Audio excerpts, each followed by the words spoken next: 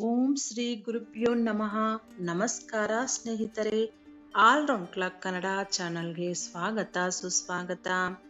ಇವತ್ತಿನ ವಿಡಿಯೋದಲ್ಲಿ ಸಂಜೆ ಈ ಎಣ್ಣೆಯ ದೀಪ ಹಚ್ಚಿಟ್ಟರೆ ಸಂತೋಷ ಸಮೃದ್ಧಿ ಸಿಗುತ್ತೆ. ಯಾವುದು ಎಣ್ಣೆ ಅಂತ ನೋಡೋಣ ಬನ್ನಿ. ಈ ವಿಡಿಯೋ ಪೂರ್ತಿಯಾಗಿ ನೋಡಿ. ನಿಮಗೆ ಇಷ್ಟ ಆದರೆ ಸಪೋರ್ಟ್ ಮಾಡಿ. ಹಂಗೆ ಏನಾದರೂ ತಪ್ಪು ಮಾತಾಡಿದರೆ ಕ್ಷಮಿಸಿ.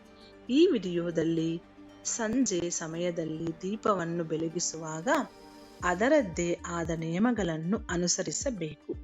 ನಿಯಮಗಳ ಪ್ರಕಾರ ದೀಪವನ್ನು ಬೆಳಗಿಸುವುದರಿಂದ ಅದರ ಶುಭ ಫಲಗಳನ್ನು ಪಡೆದುಕೊಳ್ಳಬಹುದಾಗಿದೆ. ಸಂಜೆ ದೀಪವನ್ನು ಯಾವ ದಿಕ್ಕಿನಲ್ಲಿ ಬೆಳಗಿಸಬೇಕು, ಸಂಜೆ ದೀಪ ಬೆಳಗುವಾಗ ಏನು ಮಾಡಬೇಕು, ಏನು ಮಾಡಬಾರದು ಅಂತ ನೋಡೋಣ ಬನ್ನಿ. ದೇವರಿಗೆ ದೀಪವನ್ನು ಬೆಳಗದೆ ದೇವರ ಪೂಜೆಯನ್ನು ಪರಿಪೂರ್ಣವೆಂದು ಪರಿಗಣಿಸಲು ಸಾಧ್ಯವಿಲ್ಲ.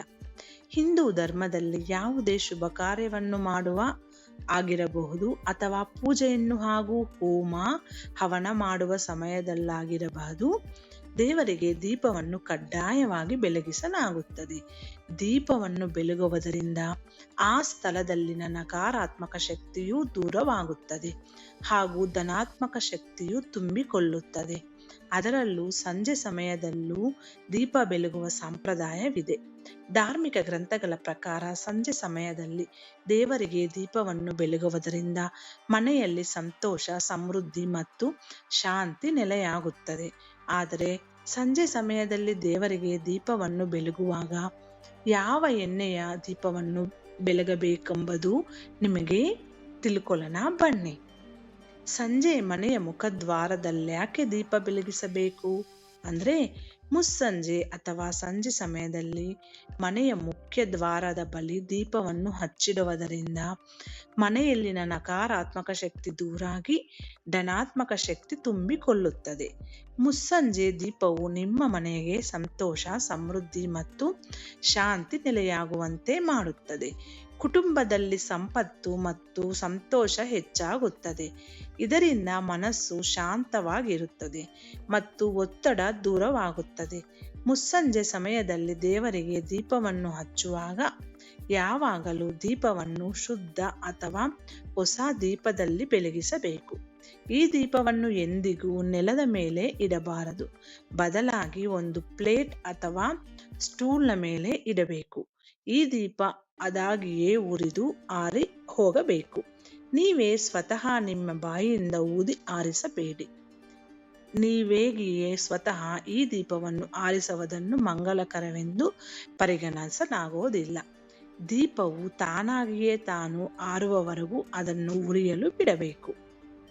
ಸಂಜೆ ಯಾವ ಎಣ್ಣೆಯ ದೀಪವನ್ನು ಹಚ್ಚಬೇಕು ಅಂದ್ರೆ, ಸಂಜೆ ದೇವರಿಗೆ ದೀಪವನ್ನು ಹಚ್ಚುವಾಗ ಯಾವ ಎಣ್ಣೆಯನ್ನು ದೀಪದಲ್ಲಿ ಹಾಕಿ ಬೆಳಗಿಸಬೇಕು ಎಂಬುದರ ಕುರಿತು ನಿಮಗೆ ಗೊಂದಲವಾಗಿರಬಹುದು.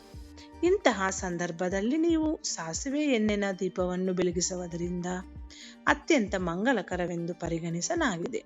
ಸಾಸಿವೆ ಎಣ್ಣೆಯು ಭಗವಾನ್ ವಿಷ್ಣು ಮತ್ತು ತಾಯಿ ಲಕ್ಷ್ಮಿಗೆ ಪ್ರಿಯವಾದ ಎಣ್ಣೆಯಾಗಿದೆ. ಸಂಜೆ ಈ ಎಣ್ಣೆಯಿಂದ ದೀಪವನ್ನು ಬೆಳಗುವುದರಿಂದ ಭಗವಾನ್ ವಿಷ್ಣು ಮತ್ತು ತಾಯಿ ಲಕ್ಷ್ಮಿಯ ಆಶೀರ್ವಾದವನ್ನು ಯಾವಾಗಲೂ ಪಡೆದುಕೊಳ್ಳಬಹುದಾಗಿದೆ. ಈ ರೀತಿ ಸಾಸಿವೆ ಎಣ್ಣೆಯನ್ನು ಹೊರತುಪಡಿಸಿ ನೀವು ಎಳ್ಳೆಣ್ಣೆ ದೀಪವನ್ನು, ಅಗಸೆ ಬೀಜದ ಎಣ್ಣೆಯನ್ನು ಹೊರತುಪಡಿಸಿ ಮಹುವಾ ಎಣ್ಣೆಯ ದೀಪವನ್ನು ಕೂಡ ಸಂಜೆ ಸಮಯದಲ್ಲಿ ಬೆಳಗಿಸಬಹುದಾಗಿದೆ. ಸಂಜೆ ಸಮಯದಲ್ಲಿ ಮಹುವಾ ಎಣ್ಣೆ ದೀಪವನ್ನು ಬೆಳಗಿಸುವುದರಿಂದ ಭಗವಾನ್ ಶಿವನು ಶೀಘ್ರದಲ್ಲೇ ಪ್ರಸನ್ನನಾಗುತ್ತಾನೆ ಎನ್ನುವ ನಂಬಿಕೆ ಇದೆ. ಏಕೆಂದರೆ ಶಾಸ್ತ್ರಗಳ ಪ್ರಕಾರ ಮಹುವಾ ಎಣ್ಣೆಯು ಶಿವನಿಗೆ ಬಹಳ ಪ್ರಿಯವಾಗಿದೆ. ಅಂತಹ ಪರಿಸ್ಥಿತಿಯಲ್ಲಿ ಸಂಜೆ ಈ ಎಣ್ಣೆಯ ದೀಪವನ್ನು ಬೆಳಗಿಸುವುದರಿಂದ ಕುಟುಂಬದಲ್ಲಿ ಸಂತೋಷ ನೆಲೆಯಾಗುತ್ತದೆ.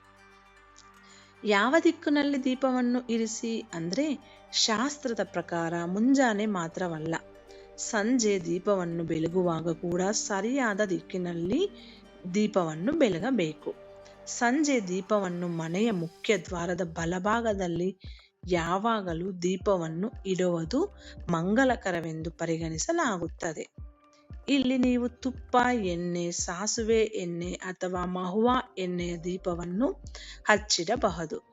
ಮನೆಯ ಮುಖ್ಯ ದ್ವಾರದಲ್ಲಿ ನಿಯಮಿತವಾಗಿ ದೀಪವನ್ನು ಬೆಳಗಿಸುವುದರಿಂದ ಮನೆಯಲ್ಲಿ ಬಡತನವು ಎಂದಿಗೂ ನೆಲೆಯಾಗುವುದಿಲ್ಲ ಹಾಗೂ ಸಂತೋಷ ಮತ್ತು ಸಮೃದ್ಧಿಯ ಆ ಮನೆಯಲ್ಲಿ ಉಳಿಯುತ್ತದೆ ಎನ್ನುವ ನಂಬಿಕೆ ಇದೆ. ಈ ರೀತಿ ಸಂಜೆ ಸಮಯದಲ್ಲಿ ದೀಪವನ್ನು ಬೆಳಗಿಸುವಾಗ ಈ ಮೇಲಿನ ನಿಯಮಗಳನ್ನು ಗಮನದಲ್ಲಿಟ್ಟುಕೊಂಡು ದೀಪವನ್ನು ಬೆಳಗುವುದರಿಂದ ಮನೆಯಲ್ಲಿನ ಎಲ್ಲಾ ರೀತಿಯ ಸಮಸ್ಯೆಗಳು ದೂರಾಗಿ ಕೌಟುಂಬಿಕ ಶಾಂತಿ ಸಿಗುತ್ತದೆ. ಈ ರೀತಿ ಈ ವಿಡಿಯೋ ನಿಮಗೆ ನಂಬಿಕೆ ವಿಶ್ವಾಸದ ಮೇಲೆ ಮಾಡಿರೋ ವಿಡಿಯೋ. ಈ ವಿಡಿಯೋಗಳಲ್ಲಿರುವ ಅಂಶಗಳೆಲ್ಲ ಕೂಡ ನಿಮ್ಮ ಸ್ವಂತ ಆಲೋಚನೆ ವಿವೇಚನೆ ಬಳಸಿ ನಿರ್ಧಾರಗಳನ್ನು ತೆಗೆದುಕೊಳ್ಳಿ.